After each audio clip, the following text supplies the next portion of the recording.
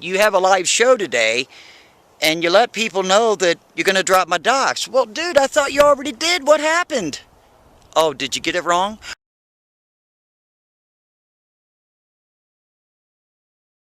Are you admitting to everyone that you got it wrong as somebody in IT?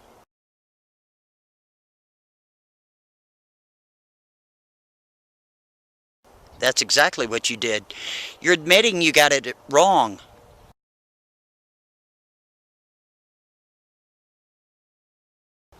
You see, when you're in IT and you drop the wrong docs, that's the equivalent of being a doctor and killing your own patient intentionally. It'd be the same damn thing.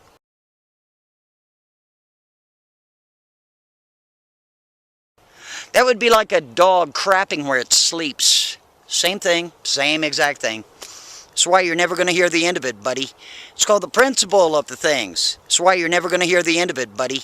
It's called the principle of the things.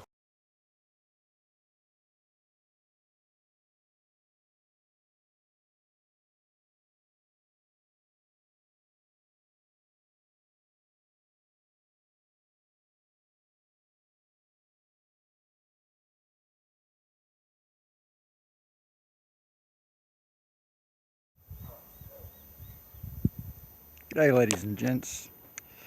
Well, it's another time of talking about Steve.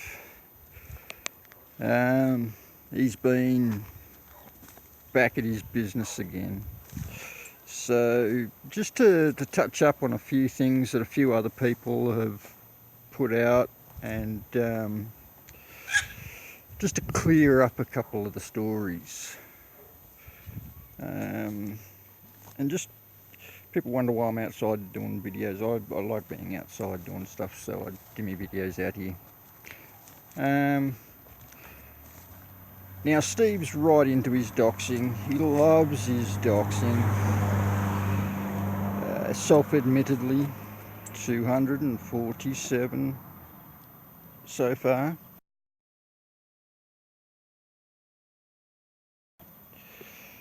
And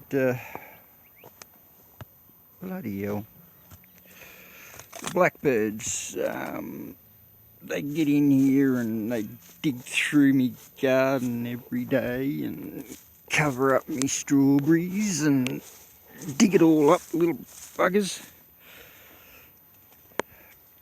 Now, one bloke, just as an example, Rodney, years and years ago,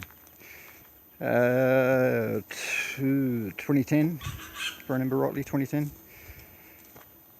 Rodney made fun of one of his pages that he's got up, a web page that he's got up. He just simply made fun of that. And what did Steve do? Steve hassled the bugger out of him, threatened to dox him, all this sort of stuff, all within a week. And this bloke was working at a business, and they're finally starting to come out. Got those all over the place. They're nice. And so what Steve did is he ended up threatening to put all this bloke's info out, and the bloke was working, and he was doing a law course at the time. And while he was at the law course, he had access to a computer with publicly available information. Now, it was all publicly available information. And this bloke said to Steve, got a screenshot of it, and said to Steve, look, your stuff's also out there. You might just want to be careful about putting other people's docs out there. And Steve went apeshit, caused a big ruckus, and ended up contacting the bloke's employer,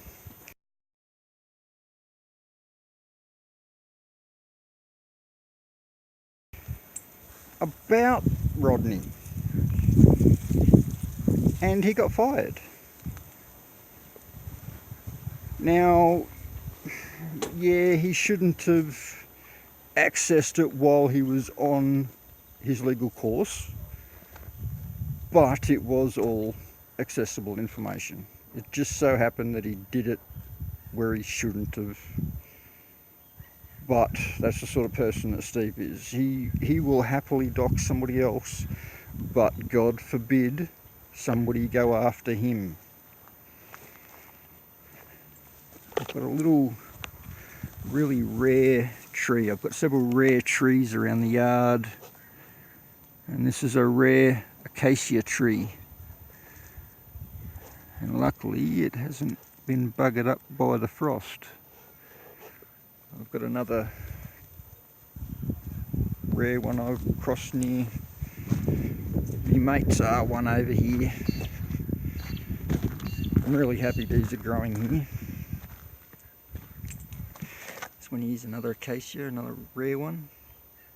They only grow in little tiny pockets, like, you know, 100 square kilometres within Australia, so I'm getting different rare ones and putting them in here, and if they grow here then hopefully other people around town I can give cuttings to and see how it goes. Anyway, back to Steve. So that was the story of Rodney. So that's just one of the things that he's done to dox people.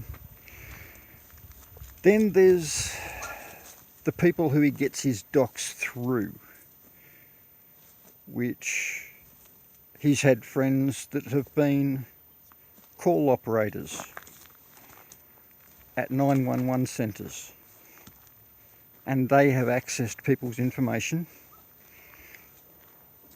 I know of one lady in particular who has supplied him with information. See, this is the thing, he doesn't actually do most of the stuff that he says he does. It's just that the people who do it know that it's such a low act, it's not funny. They don't want to take responsibility for it. But he thinks he's a big man when he does it. You know, at least these other people know that it's the wrong thing to do. They don't want to get their hands dirty, so they let him take the fall for it. But the thing is, he's getting these people with the access to give him all of the information. It's not him. You think somebody like Steve is able to, you know, do all of this sort of stuff? I don't know. He's a bit of a knob, really. And just as how much of a knob he actually is, alright, there's been a couple of people who have ended their life because of the bullying that Steve has done. Steve and his crowd, but mainly Steve.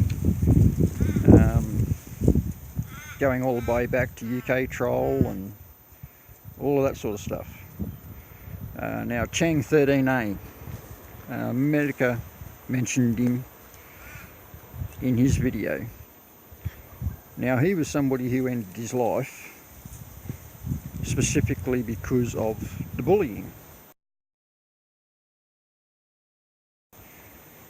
Now, this is somebody who ended his life streaming in front of those who did bully him.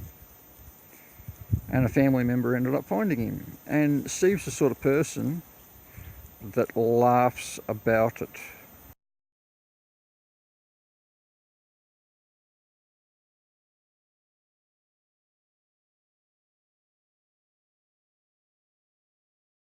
Now, this is what I mean.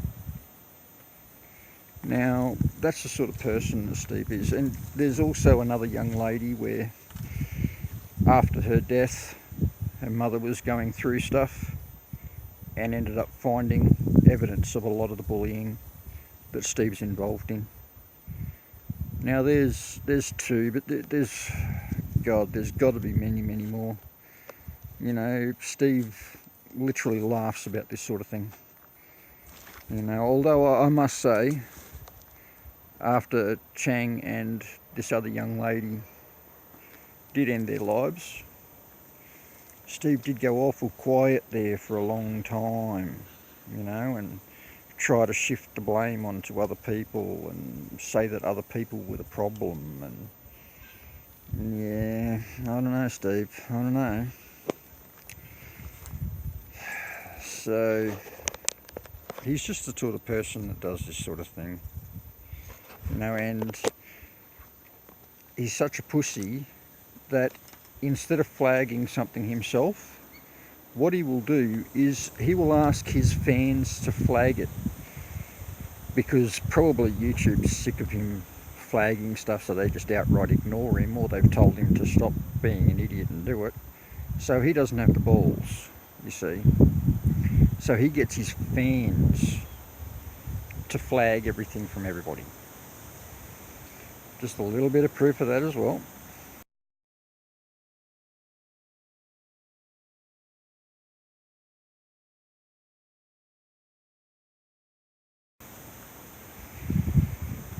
So yeah, again, just some more of the sort of things that Steve does, and you know. And Steve, you know, if you're so worried about your info being out there, mate, I wouldn't be such a tool, because the other day I thought to myself, Steve's always carrying on about his docs. I wonder, how actually easy would it be to find Steve's docs? And you know what? From the middle of Australia here, it took me just over 5 minutes, I think it was, or just on 5 minutes.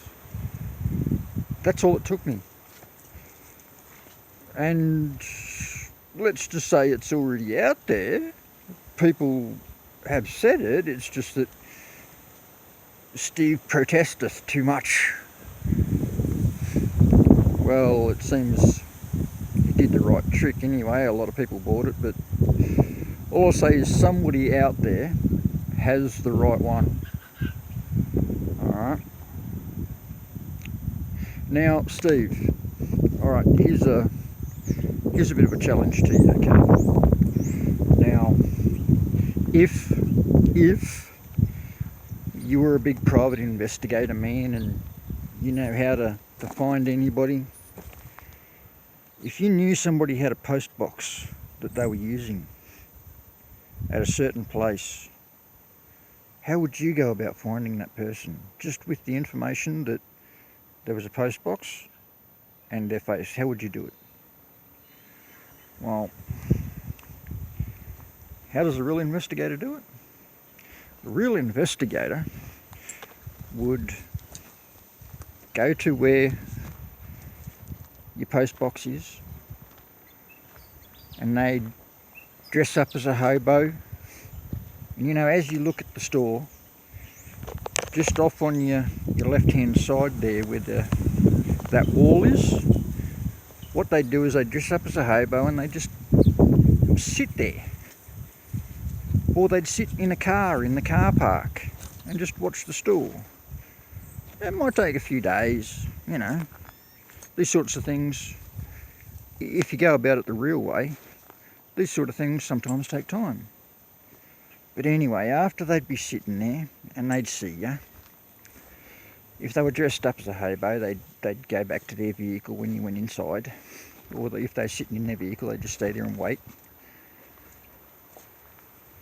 And then they'd wait for you to come out and they'd follow you. Now, personally myself, I reckon you'd go north. Personally myself.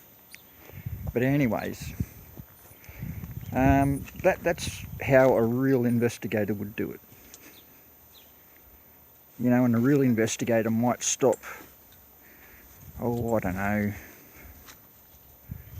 a couple of miles away one day, get your number plate and so forth, and then another day they'd sit on the same road a bit further up, and they'd wait for you to go past and then pull in behind you, and that way, you know, they're not following you all the way, all in one stage.